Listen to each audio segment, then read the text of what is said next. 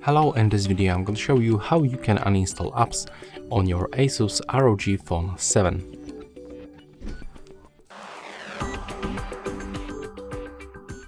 So to do this, you have to open the settings at the first. Next, you have to scroll down and enter for the apps and notifications.